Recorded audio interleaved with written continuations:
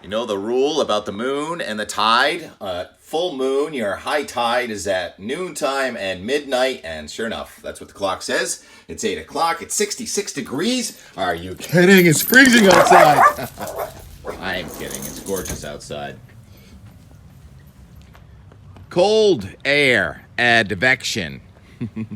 Advection just means air moving. And that's a result of high pressure coming out of Canada. Wind is air moving from high to low pressure, so if you have a high pressure system coming in from southeastern Canada, that's where the air comes from. There were a few stations reporting record low temperatures this morning. Saranac Lake got to 36 degrees, and my website coolweather.com said that was a record, but then I had to fact check, and it turns out that it was 30 degrees on August 1st, 1947. So for a few of us, it was the coldest start to August in our life, but not on record. That's mostly outside New England. Our turn is tonight. I always look to Mount Washington, almost the same exact as 48 hours ago. 36 degrees with a wind of 36 miles an hour and a wind chill of 22 degrees on Mount Washington this morning. Technically, the coldest air aloft is coming in for the next 3 hours, but the sun is up and Mount Washington's going to warm up, so no record low. Actually, I didn't even check the record low for Mount Washington today. But tomorrow morning, the valleys of northern New England, and southern New England too, are going to radiate with radiational cooling. I think there'll be a few temperatures in the 30s in Vermont, New Hampshire, and Maine tonight and tomorrow morning, so there may be a few spots of record cold. But it's just gorgeous. So we don't have those instability cumulus like we did a couple days ago when that cold air came in on Monday.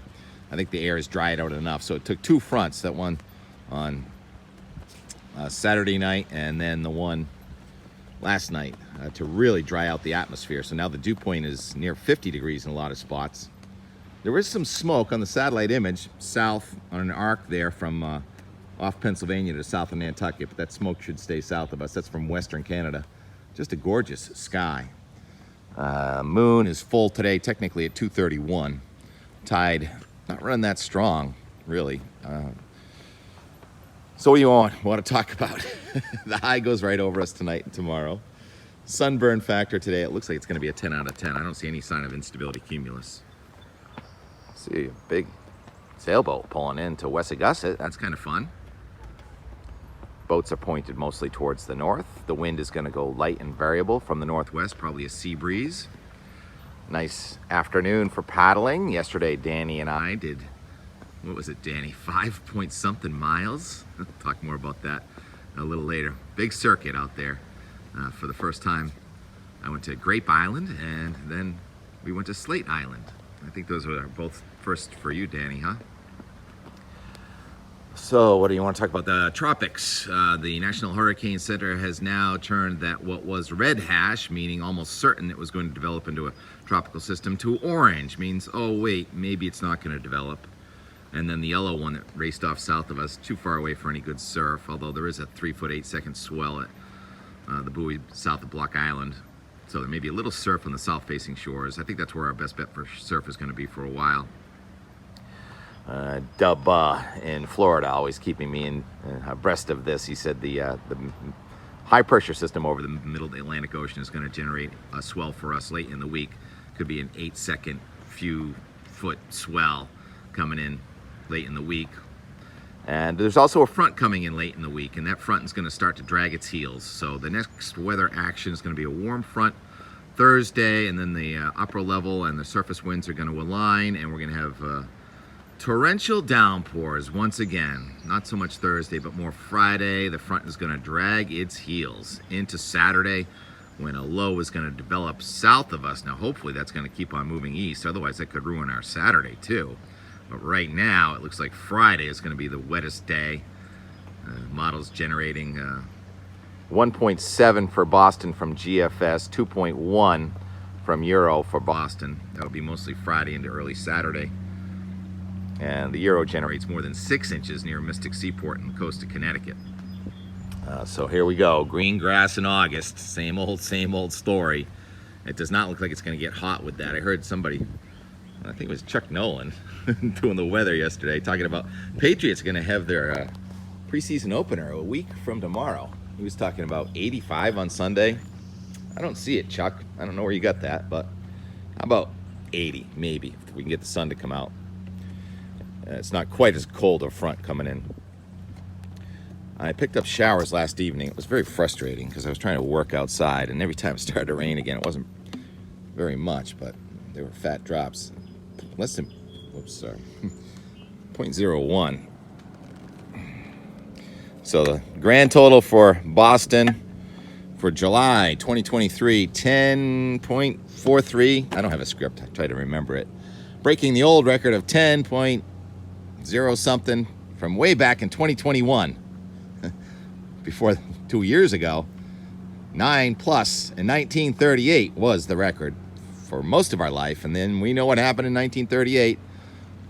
Hopefully no repeat of that, but you know, we've talked all along about all these predecessor rains and the kind of pattern we're in could lead to hurricanes. And the first half of August seems pretty safe, mostly troughy in southeastern Canada. One front after another coming at us. Instead of every other day, now it's every 3 or 4 days until the second week of August. Going to Beyonce tonight. Special forecast for Beyonce. Rising full moon. Should be beautiful. Bring a sweater, sweatshirt, whatever. The temperature's going to fall into the 50s during the concert. I am not going.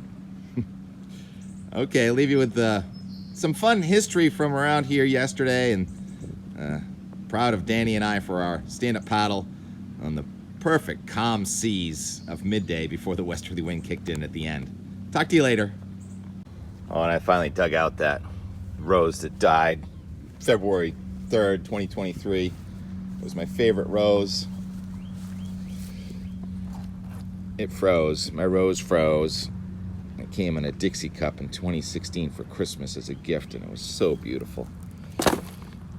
R.I.P. Rose. Nice convection to the south, overlooking the last of the old shipyard here in Hingham. Route 3A is right there. Colantonio doing the excavation. A lot of convection off to the west and north too. I think we've got some thunderstorms. So new square footage opening up right here on 3A, and also new square footage opening up right there. Bed, Bath and Beyond is no more. That's kind of sad. Right up the road from the house. Actually, that's still old from the shipyard. Anyhow, how are the brick and mortars gonna survive when Amazon delivers your razor blades 2 hours after you order them? Did a 5.7 mile stand-up paddle out there on those waters today. Get a little closer to the water, Tim, and show them what it means.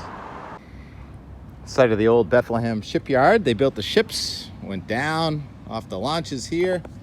T-Rex did not come for the SUP ride today, so we came on the other side of Weymouth Port, and over there, that's Grape Island. Danny and I walked Grape Island today, and there are grapes right up above that dock. Walked the perimeter of the island, then we paddled over to Slate Island right there, and truly remarkable slate rocks formed hundreds of millions of years ago, and I'm not sure how that island can be so full of slate while the other ones are mostly old granite. Crow Point and Hingham. So yeah, we went all the way around and we went in through Turn Harbor like the one from yesterday's, and more on the other side of that ferry launch.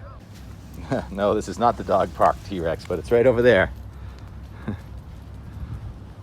Boston Harbor Islands National and State Park, and the police boats and DCR and all that stuff right here. And of course the convection, watching for the convection. Last day of July. It's wetter than 2 Julys ago, T-Rex. Had 10 inches that month. Wonder if they're taking offers on any of that gear. Is that a John Deere? Is that another John Deere? How about the chipper? Chipper any good? Bearcat. That's the good stuff, T-Rex. That's the good stuff right there.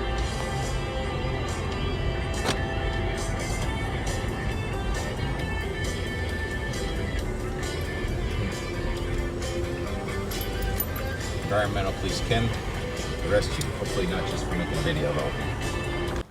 Stotter's Neck. I don't think the grass gets any greener here. Had 10 inches of rain in July 2021. It's gonna be pretty close to the same as that 2 years later. Still a few more hours left for another thunderstorm. Standing where I often come in the springtime and talk about the vernal pool, and there actually is a little bit of a pool in the vernal pool on the last day of July. Remarkable.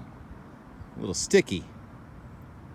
Hoping that we get a little boomer for the sunset time lapse.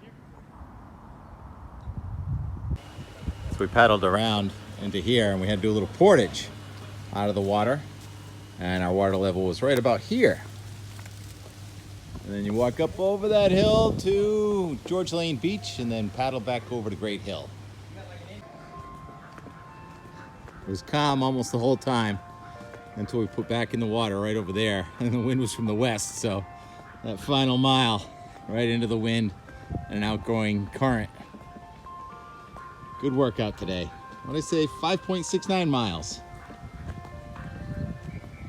That would be the Ice Cream Man tune. Very low tide. 18 hours from the full moon, sturgeon moon. Ride so low I can't see it over Great Hill. That would be Great Hill in the background.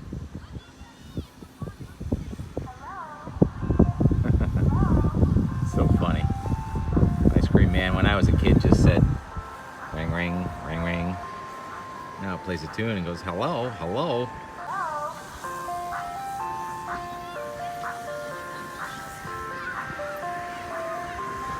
It's Great Hill. And that's where the SUP comes out of the water, down at the groin. I used to call it a jetty, but I've learned coastal studies lingo, it's called a groin. And it really helped build up the sand here too.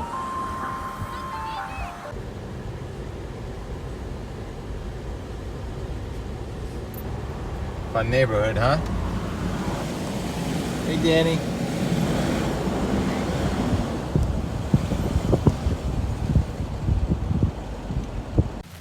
Just cannot catch a break. Relentless to the last minute. Water got in the car. Put a bunch of things out to dry. And of course, it starts raining again. Sorry, Jerry. Didn't see that coming either. They never get water in their cellar. Except for this July. T-Rex. Isn't this unreal? Mother Nature just putting her exclamation mark on July 2023. Another rain shower. Just when you thought it was safe to go out and play in the dry air. Hey, catch and release with the bunnies, okay? Catch and release. I'm not gonna get the birds. And the weather stick is pointing up. How's that for a kick in the pants? That means it's gonna be nice. Tomorrow. Grew some catnip this season. Bees seem to like it. It's like mint. I think I confused it for mint. Might have put it in some mojito or two. Just gave Steve a little bit of it. I think Steve's gonna have a happy evening. It's gone to flower. We'll see how he behaves over the next couple of hours. Everything in moderation, Steve. Everything in moderation. 7:36. Couple raindrops. Even a colder front than what came through Saturday night. Now Monday night. Getting some gusts past 25 or 30. But the dew point's not going from the 70s into the 60s. The dew point's going from maybe 60 through the 50s into the 40s for August 1st. Refreshing. Yeah, evening mowing. I don't think I got the bunny rabbit down there somewhere. Steve, you seen that little bunny rabbit? Yeah, you look innocent to me, I guess. Second shower in the last hour of daylight, July 2023. Mother Nature just proving who's boss. Ah!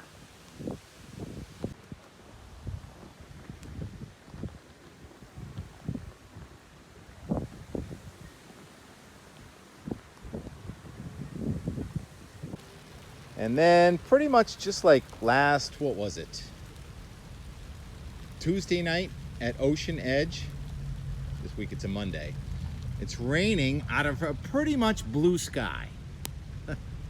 Just Mother Nature making it rain anytime she can in July 2023. Ready, Steve? Can we go for it? Go inside now. There we go. Come on. There we go. Call it a day. Nope. I want to go over and chase little bunny rabbits. Probably didn't even show up in the rain gauge, did it? I think it might just have ended. Yep. Just heard an affirmative. I can't see the moonrise from here, but I'm sure somebody's getting a good one. Full sturgeon moon for our August 1st.